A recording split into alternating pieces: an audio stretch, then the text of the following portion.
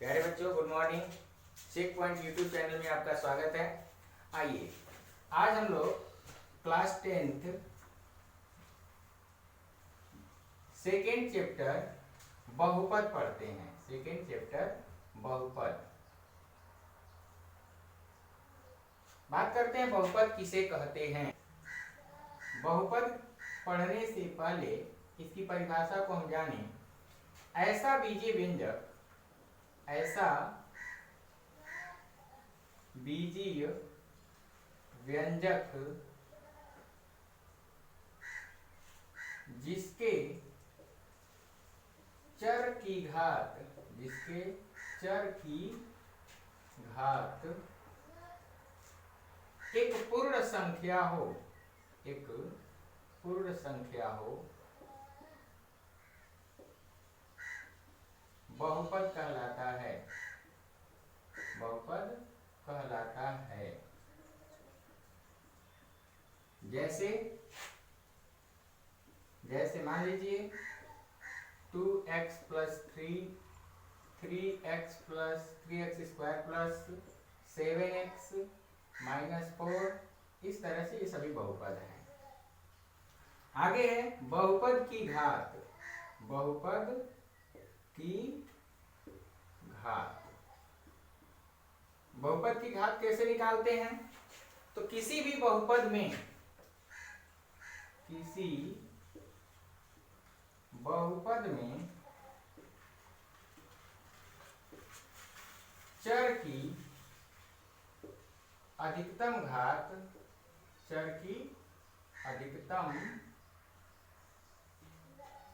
घात बहुपद की घात कहलाती है। बहुपद की घात कहलाती है। जैसे 2x square plus 7x minus 5 में बहुपद की घात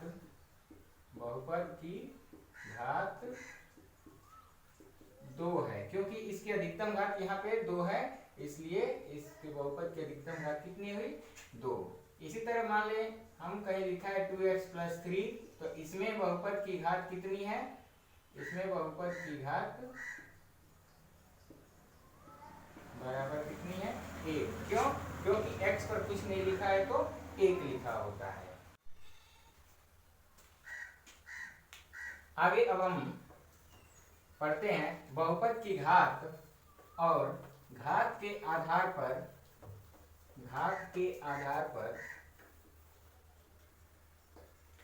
बहुपद की प्रकार। बहुपद की घात एवं घात के आधार पर बहुपद के प्रकार।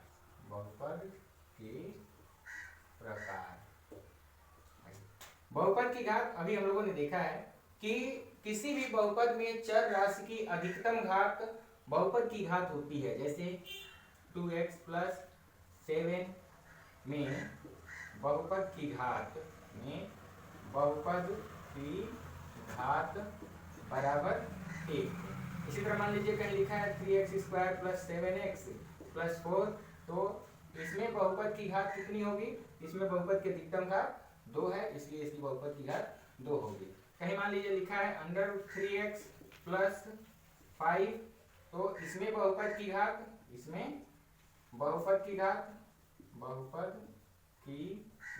कितनी होगी? इसमें बहुपद की घात, तो ध्यान दीजिए यह अंडर रूट जो है केवल 3 पर लगा, इस पर कुछ नहीं घात होता है, तो 1 है, इसलिए बहुपद की घात इसमें कितनी होगी? 1 होगी। इसी प्रकार कहीं लिखा है मान लीजिए x square upon 3 plus 4x minus 7, तो इसमें बहुपद की घात कितनी होगी? तो इसमें बहुपद की अधिकतम घात, चर राशि की अधिकतम घात देखी जाती है, तो इसमें बहुपद की अधिकतम घात कितनी है? 2 होगी। इसी प्रकार कहीं मान लीजिए दिया गया है कि x माइनस x की power 4 plus x cube by 3 minus 2, तो इसमें बहुपद की घात अधिकतम कितनी होगी? तो यहाँ पे देखिए, यहाँ पे अधिकतम घात 1 है, यहाँ 4 है, यहाँ 3 है, बाकी और कहीं नहीं है, तो अधिकतम घात इसमें कितनी है? 4 है, इसलिए इस बहुपद को हम कहेंगे कि इस बहुपद की अधिकतम घात 4 है। अब हम बात करते हैं कि घात के आधार पर बहुपद कितने प्रकार के होते हैं। घात के आधार पर बहुपद कितने प्रकार के होते हैं। तो घात के आधार पर बहुपदों को मुख्यतः 3 भागों में ही कहा जाता है। वैसे पढ़ते तो हम लोग 4 बहुपदों में है। पहला होता है रैखिक बहुपद। रैखिक बहुपद, रैखिक बहुपद किसे कहेंगे? ऐसा बहुपद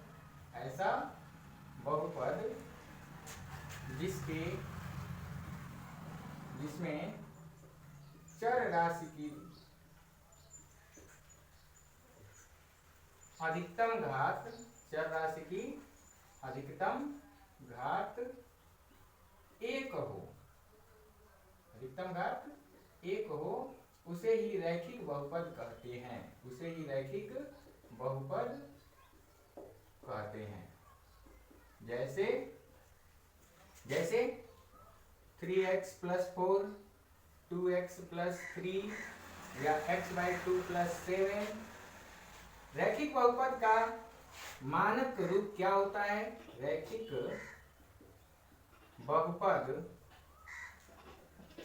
बहुपद का मानक रूप क्या होता है?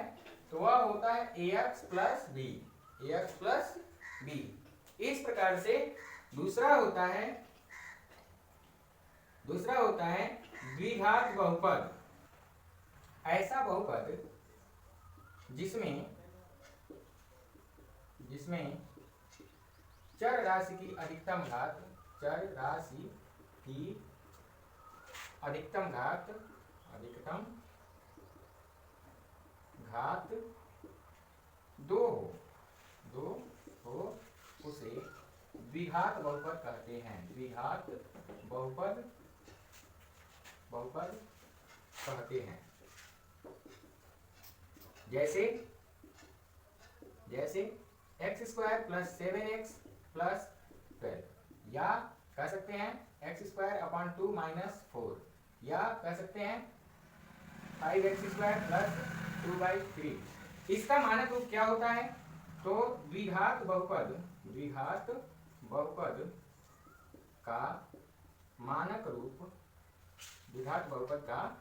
रूप होता है ax² + bx + c।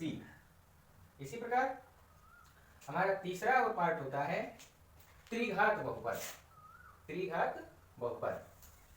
त्रिघात बहुपद किसे कहते हैं? देखें,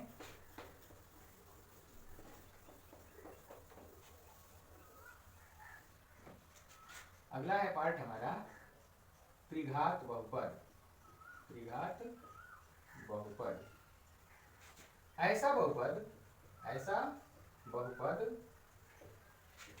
जिसमें चर राशि की अधिकतम घात 3 हो, उसे त्रिघात बहुपद कहते हैं।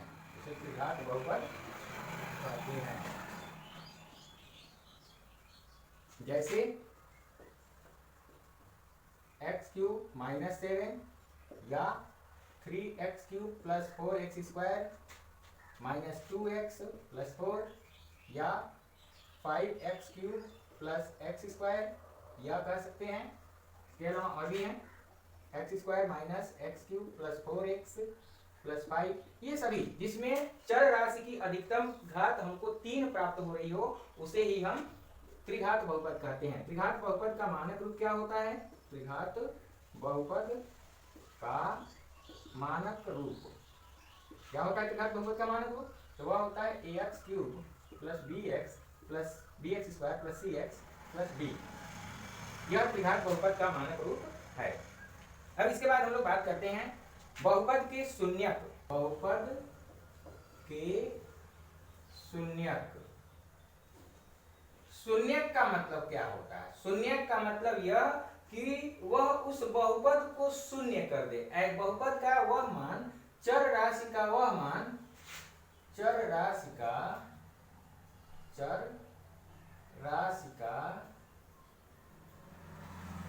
वह मान जो बहुपद को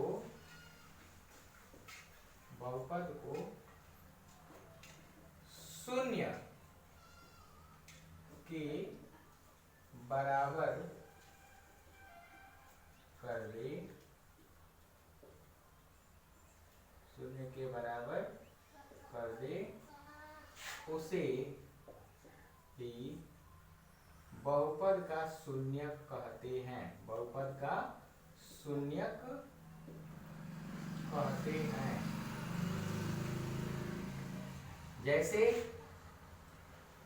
जैसे माना px कोई बहुपद है, px कोई बहुपद है तथा k कोई वास्तविक संख्या है। k क्या है? कोई वास्तविक संख्या। तो p के बराबर शून्य हो तो k बहुपद का शून्यक होगा, बहुपद का शून्यक होगा।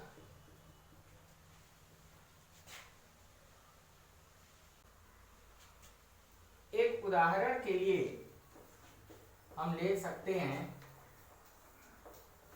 जैसे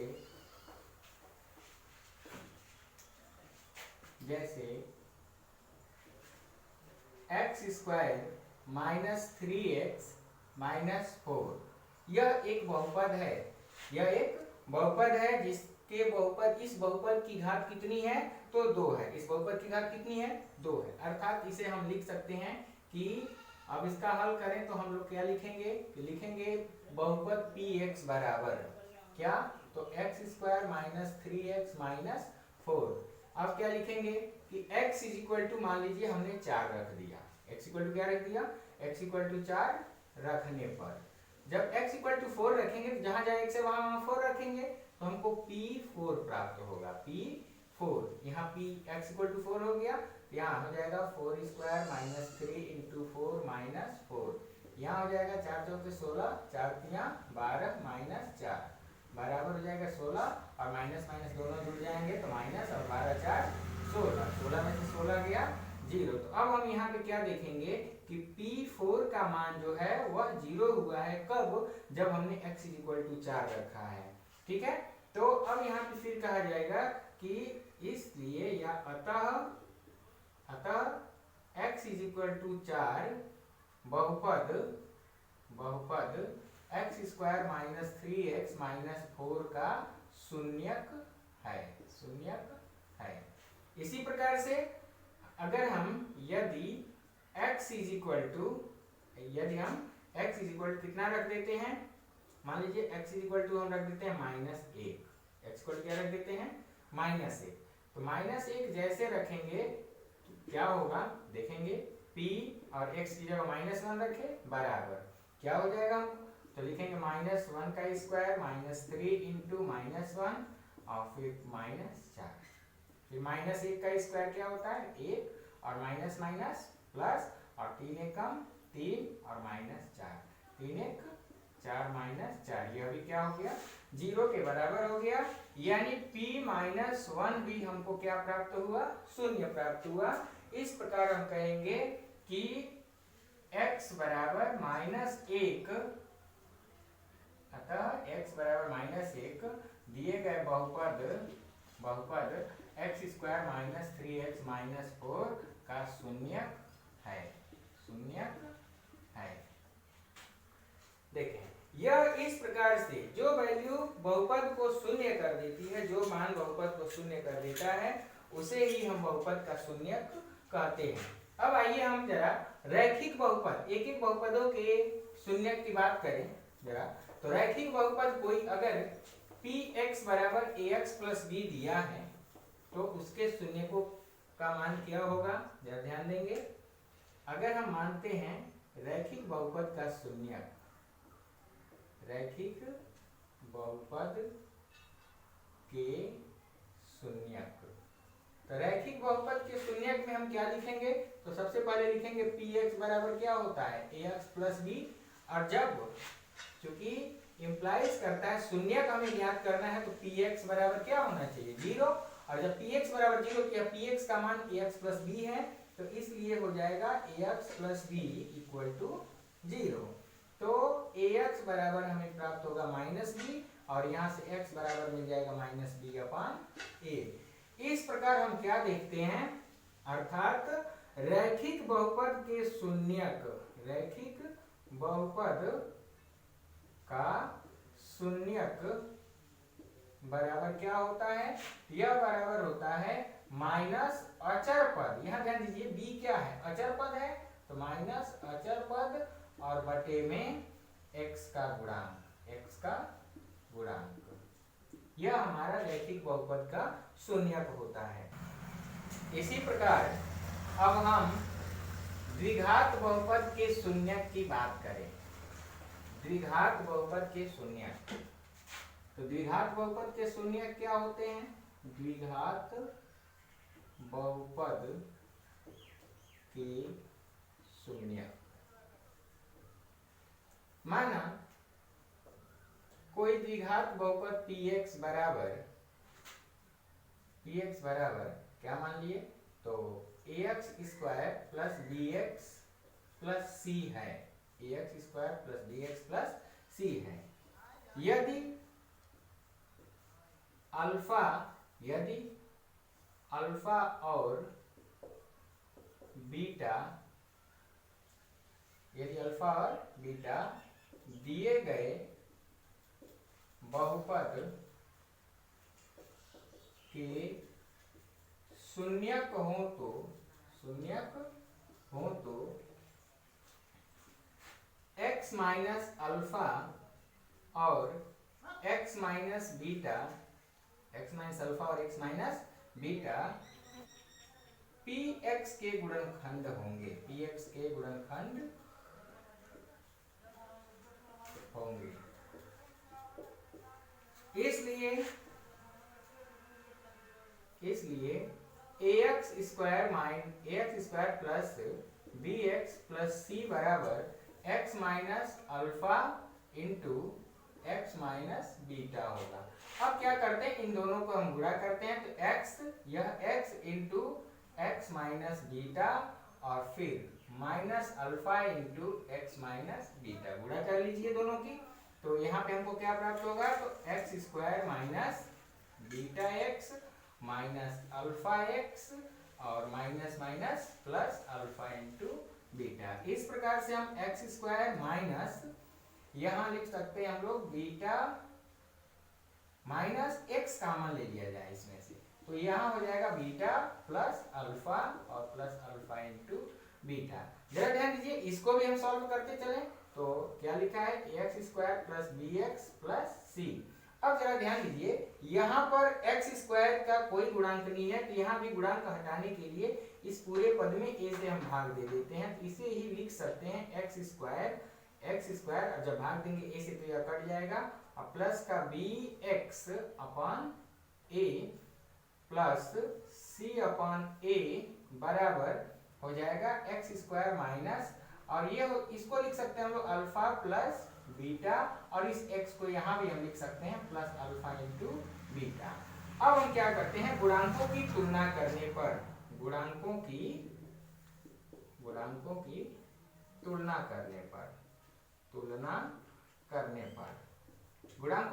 करने पर हमको क्या प्राप्त होता है, तो ध्यान दीजिए एक्स स्क्वायर का एक्स स्क्वायर, इसका गुणांक कोई नहीं है तो इसका भी नहीं है, यहाँ x का गुणांक b अपान है और यहाँ x का गुणांक माइनस अल्फा प्लस बीटा है, यानी माइनस का अल्फा प्लस बीटा बराबर हो जाएगा b अपान ए। यहाँ से इंप्लाइज करता है कि अल्फा प्लस बीटा बराबर माइनस, अगर उधर भेज दिया जाए तो हो जाएगा माइनस बी अपान ए, और माइनस बी क्या है, तो माइनस बी जो है वह क्या होता है, तो माइनस बी क्या है, तो b का मतलब है x का गुणांक, यानी माइनस x का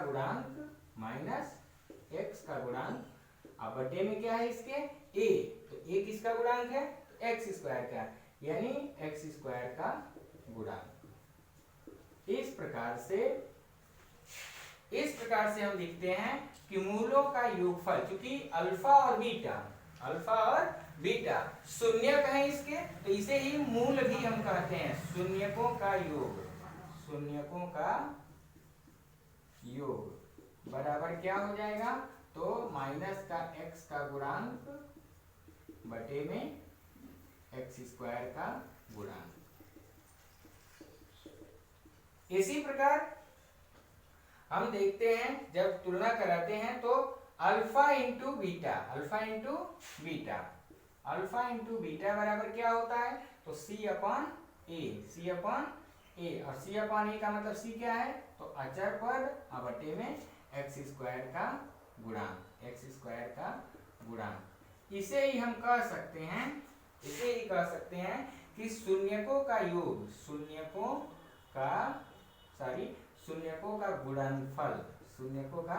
गुणनफल बराबर क्या होता है, तो अल्फा इंटू बीटा बराबर c अपॉन ए। दिया रहे कि शून्यकों का योगफल बराबर 4 और शून्यकों का गुणनफल बराबर मान लेते हैं 8 दिया है। तो इसलिए द्विघात बहुपद क्या हो जाएगा, द्विघात बहुपद का मानक रूप होता है, द्विघात बहुपद का मानक रूप क्या होता है, तो x square minus alpha plus beta into x plus alpha into beta, या इसी को कहते हैं एक्स स्क्वायर माइनस शून्यकों का योगफल इंटू एक्स प्लस शून्यकों का गुणनफल,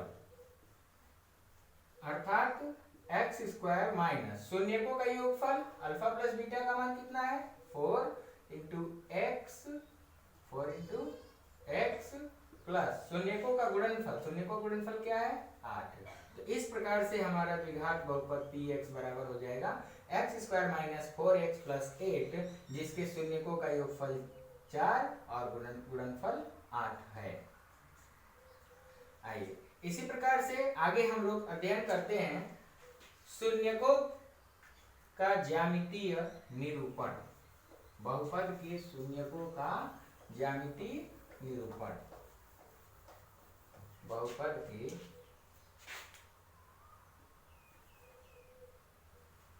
शून्यकों का आलेखीय या ज्यामितीय निरूपण,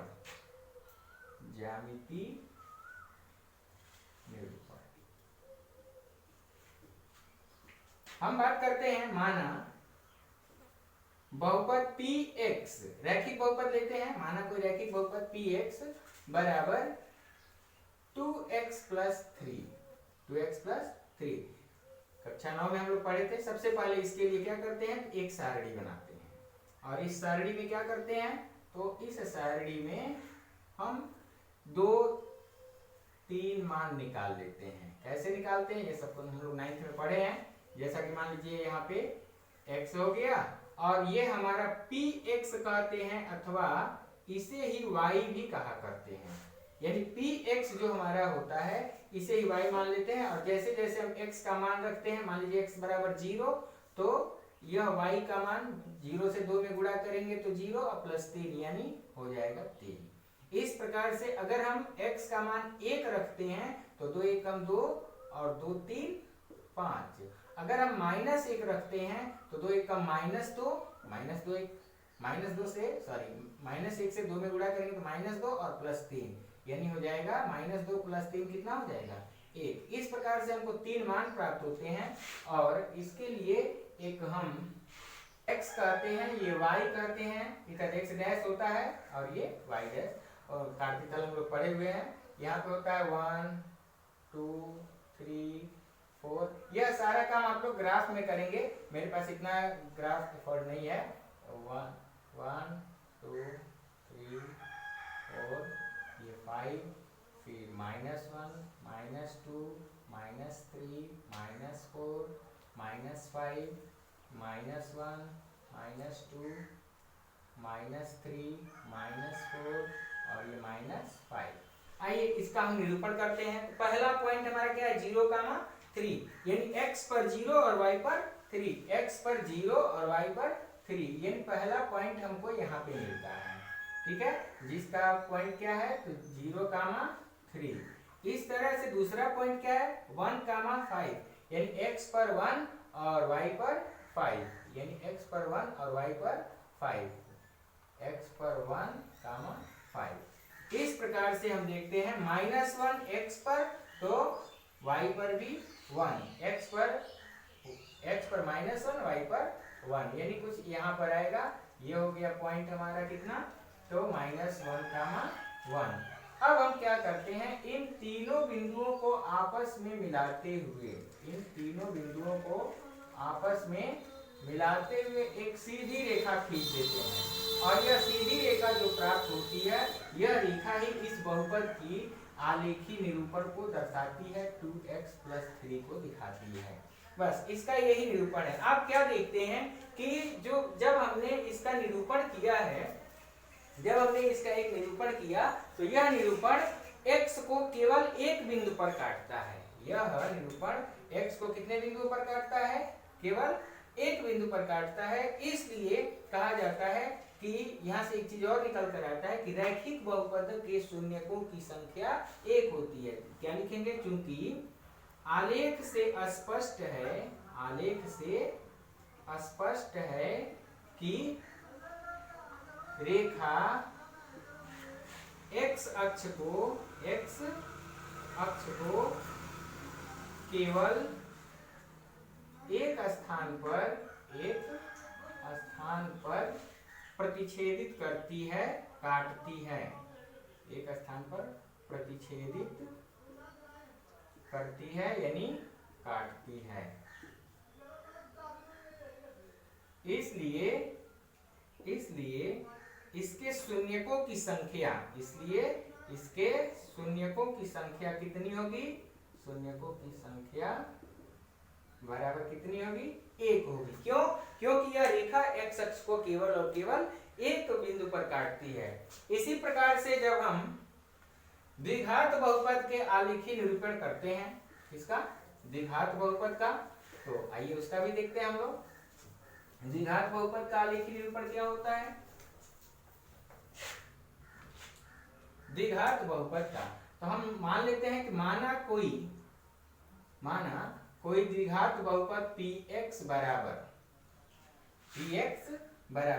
क्या मान लिया जाए, तो उसी को मान लेते हैं x² - 3x - 4। तो इसमें अब फिर ये कहा जाएगा कि ये द्विघात बहुपद एक है, क्योंकि x की घात 2 है। अब इसका फिर वही हम काम करते हैं कि इसका भी एक सारणी बनाते हैं, और इस सारणी में ध्यान दीजिएगा जरा, इस सारणी में हम x का मान रखते जाते हैं, y का मान जैसे ही हम इस बहुपद में रखेंगे हमको प्राप्त हो जाएगा। क्यों, क्योंकि यह px होता है, और px ही हमारा क्या होता है, y होता है। अब यहाँ x का मान अगर हमने रख दिया 0, तो x का मान जैसे ही हमने रखा 0, तो यहाँ 0 का स्क्वायर 0, और 0 से 3 में गुणा करेंगे 0, तो क्या बचेगा, -4। इस तरह अब हम x बराबर 1 रखते हैं, क्या देखते हैं, 1 का स्क्वायर 1 और 3 एकम 3, क्योंकि 3 एकम -3 और -4, -7 में जब हम 1 जोड़ते हैं तो -6 प्राप्त होगा। इस प्रकार से अगर हम लिखते हैं x इक्वल टू, मान लीजिए कितना रख देते हैं, x बराबर रखते हैं -2। x बराबर अगर हम -2 रखते हैं तो -2 का स्क्वायर 4 और -2 तिया 6, -2 तिया 6 और -4 + 4 ये खत्म हो जाएगा, ये नहीं हो जाएगा 6। हम इसमें 2-4 मान और निकालना चाहें तो निकाल सकते हैं। इसके लिए क्या होगा, तो हम x बराबर क्या रख देते हैं, x बराबर मान लीजिए -1 रखते हैं, तो -1 रखेंगे, कितना होगा, -3 और -1 का स्क्वायर 1 हो जाएगा, +3 और +1 4, और यहाँ -4 क्या हो जाएगा, 0। इस प्रकार से अगर हम 2 रखते हैं तो 2 दूनी 4, 4 4 खत्म, और 2 तिया -6। x बराबर 2 रखने पे -6 हमको प्राप्त होता है। इसका निरूपण जब हम करने चलते हैं, ध्यान दीजिए जरा, जब हम इसका निरूपण करते हैं तो यह हमको निरूपण कुछ इस प्रकार से प्राप्त होता है। क्यों? क्योंकि आइए हम एक बार रख कर देखते हैं इसको भी, क्योंकि यह हमारे कोर्स में नहीं है, फिर भी हम लोग देख लेते हैं। देखें यहाँ पे हमारा 0 1 2 3 4 5 6, फिर यहाँ 1 2 3 4 5, इस तरह से -1 -2 -3 -4 -5 -6 -1 -2 -3 -4 -5। आइए देखते हैं। पहला 0 -4 है, यानी x पर 0 और y पर -4, यानी ये हमारा पॉइंट हो गया यहाँ पर। दूसरा क्या है 1 6, x पर 1 है और y पर कितना है 6 है। x पर 1 है और y पर 6 है। x पर 1 और y पर -6 है, तो -6 के लिए हम नीचे जाएंगे, यानी -6 यहाँ पर होगा कहीं, -6, ये पॉइंट इसी एक के सामने होगा यहाँ पर, 1 -6। और एक पॉइंट हमारा कहाँ मिला था, यहाँ पे था 0 -4 पर। इस प्रकार -2 -2 तो x पर -2 और y पर 6, x पर -2 और y पर 6, x पर -2 और y पर 6। ध्यान देंगे -1 0, x पर -1 और y पर 0, यानी यह हो गया -1 0, 1 0। फिर क्या है 2 -6, x पर 2 और y पर -6, x पर 2 y पर -6। यह पॉइंट हमको किस प्रकार मिला, ध्यान दीजिए, इसको हम यहाँ पे मिलाएंगे, इस तरह मिलाते हुए जाएंगे, ऐसे इस तरह से ही हमको एक रेखा प्राप्त होती है। इसे ही हम परवलय भी कहा करते हैं। यह परवलय का रूप होता है, क्योंकि कोर्स में है नहीं। तो इसमें हमें अध्ययन क्या करना है, ध्यान दीजिए, अध्ययन यह करना है कि जब हम इसका आलेखीय निरूपण करते हैं, तो यह आलेख इस x अक्ष को हम देखते हैं कि 2 स्थानों पर काटता है। इस x अक्ष को यह 2 स्थानों पर काटता है, इसलिए द्विघात बहुपद के शून्य 2 प्राप्त होते हैं। अर्थात जब कभी भी किसी भी आलेख में x अक्ष को अगर कोई भी परवलय रेखा, कोई वक्र जितने स्थानों पर काटता है,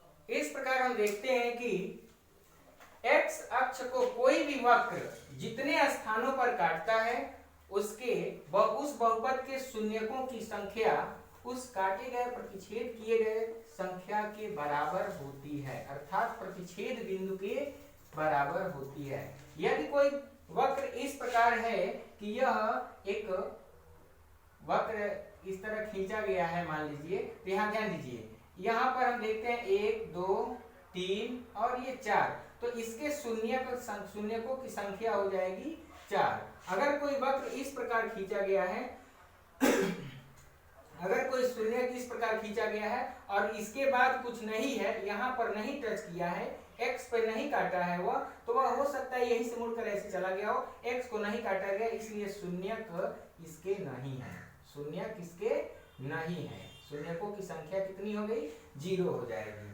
अर्थात इसके कोई शून्यक नहीं है, कोई शून्यक नहीं है।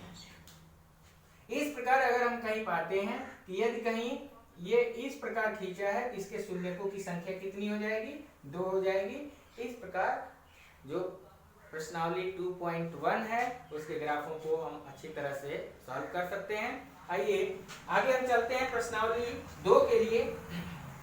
अगर कहीं भी आपको प्रश्नावली 2.1 को सॉल्व करने में कोई प्रॉब्लम आती है तो उसको आप पूछेंगे, कमेंट में हमें जरूर जवाब देंगे, कहेंगे, बताएंगे, उसको हम सॉल्व करेंगे।